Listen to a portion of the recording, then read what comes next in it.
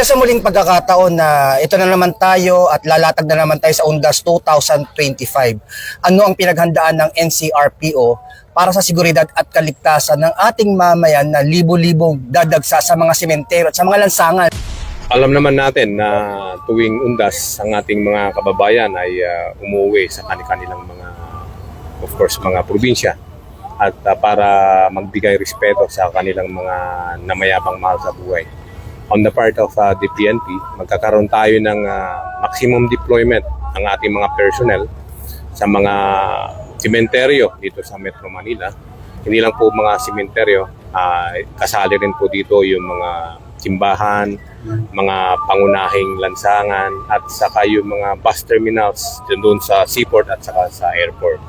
And anticipating of this influx of people from all walks of life ay nagbigay tayo ng direktiba na during those days, especially beginning October 29 ay magkakaroon po tayo ng heightened alert status. Nang sa ganon, lahat ng mga kapulisan po natin ay ma-account natin for maximum deployment. Sa ating mga kapulisan, of course, parte ng trabaho natin ito na magbigay ng seguridad sa ating mga kababayan.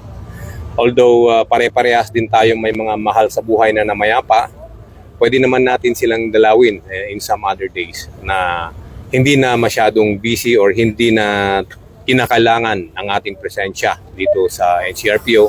Then let's visit our loved ones after All Saints Day. Nang sa ganon ay mapahiwatig din natin sa ating mga mahal sa buhay na andun palagi tayo para sa kanila.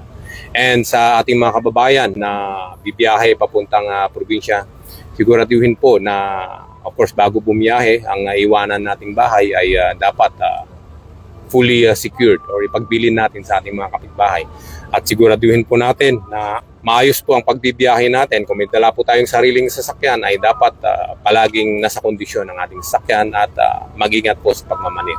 Ngayon kung magbibiyahe tayo sa public transport, wag na po tayong magdala ng maraming bagahe at wag na po tayong magdala ng mga pinagbabawal na mga gamit.